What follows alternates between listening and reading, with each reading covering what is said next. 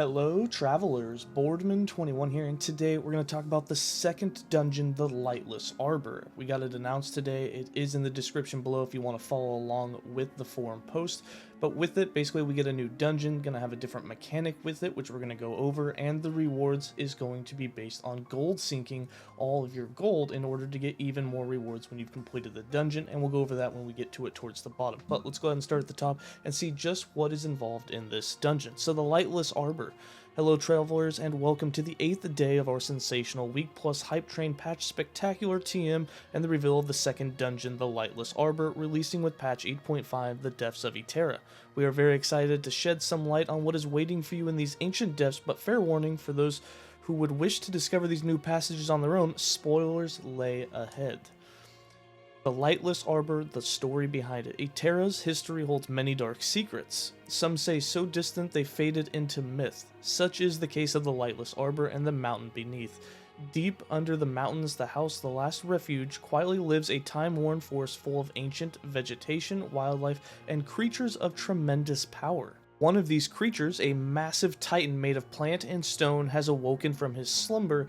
His lumbering beneath the last refuge threatens to cause a cave-in that will bury humanity's last light. You must venture deep into the Lightless Arbor, walking past untouched by sunlight for over 1,000 years, and save 𝐸terra's last refuge from beneath the mountain. And then we have a unique mechanic, the Darkness and Prior Amber, which is a new mechanic and is actually pretty cool the way it works. So the Lightless Arbor in 𝐸terra's darkest dungeon, quite literally, meaning it's going to be a cave that's completely dark, and that darkness is home to a horde of ancient creatures who thrived in it for thousands of years. The darkness has made them stronger and more resilient. If you thought saving 𝐸terra was difficult before, try doing it in the dark, and in their dark, and we'll get into details, but basically the mobs are going to be more powerful if they are in the dark, but don't worry, there's a way to put light on it, and that is with the Prior Amber. So luckily you have some assistance from the Lost Spriggan and a magical source of light known as a Prior Amber. Once activated, the Prior Amber will travel with you through the dungeon and at your command illuminate a specific area, then return back to you as needed. Control of the Prior Amber's light will be crucial to your success in the Lightless Arbor, as the enemies here are fortified by the darkness. They deal much higher damage and receive much less damage from you in return while shrouded, or while they are in the darkness. While the Prior Amber is following you, your fates are linked. Take too much damage and the light radius shrinks. If you are to succeed, you'll have to find a way to replenish the Prior's light and risk being lost in the darkness forever. And this is where I get slightly confused because I feel like this is more of a ranged build thing. As we know in last Epoch, taking less damage is much easier when you're a ranged character, so I kind of feel bad for melee characters that are automatically going to get hit and take damage, even if they have a way to replenish that heavily with like Leech. So I'm curious how that'll be affected in this. Hopefully it works great for all class types though. The mountain beneath. While there's a little so far revealed about the Titans of 𝐸terra, we do know that they were born in the ancient era. It's cool, a lot of us have wanted more stuff from the ancient area. All that we have at the current moment is one time rift that takes us there for one map, so really excited to see some new mobs from that era. Humanity remains unsure of how many have survived 𝐸terra's dangerous history up until the ruined era, but today we've learned that at least one has, and he's angry. The Void's corruption has spread into the Lightless Arbor and torn away the ecosystem that has kept him sleeping peacefully all of these years. And then we have some concept art for him, as you can see here. He looks huge. He's obviously got that ancient look to him. He's got trees growing on him. It's going to be one nice boss fight, I believe.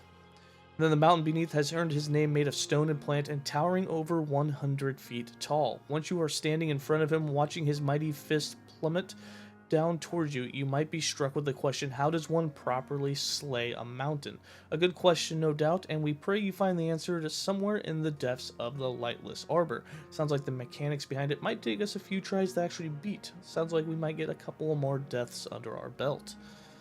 And then here you can see that he is huge, kind of like the Lagon fight where you're fighting it from a distance. I'm hoping that it doesn't have any of the Lagon issues such as like lunge or being able to target him, but hopefully they've been able to figure that out with this fight, and it does look like it's going to be a very mechanically quick moving fight, which should be good. Can't wait to take part in it. And then you have the Vault of Uncertain Fate if you happen to slay the mountain. The Vault of Uncertain Fate is a mysterious structure from a similar origin as the Monolith and Eternity Cache, long forgotten by mankind. Its lost legend is tied to the power of being called Delirium, who dates back to the beginnings of the ancient era. It has the power to transform gold coins into powerful rewards, but be cautioned, the vault itself is in control of your fate and reward. There are no guarantees of being offered what you are looking for.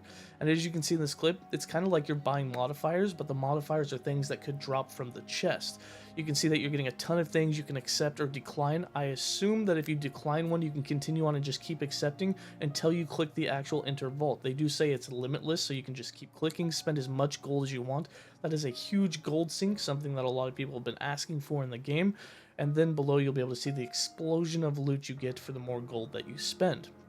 When you enter the vault, you will be presented with an offering. If the value what's presented, you may accept the reward or pay the demanded price, or of course decline it. At this point, you will be presented with another offering if you accept, and a choice: continue to invest or enter the vault. The vault's power is limited only to the extent of your sacrifice, or as much gold as you have, and the power of your reward scales deeply with the amount of wealth you've parted with. In other words, the more gold you spend, the more rewards you get. Makes sense.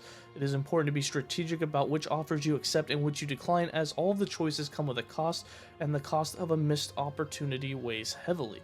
And here you can see the explosion of loot. Looks like you can get all types of loot. I'm assuming that even if there's a loot filter here, you're having exalted items, you're having a tons of ruins, a ton of glyphs, all of that's going to be able to fall for you.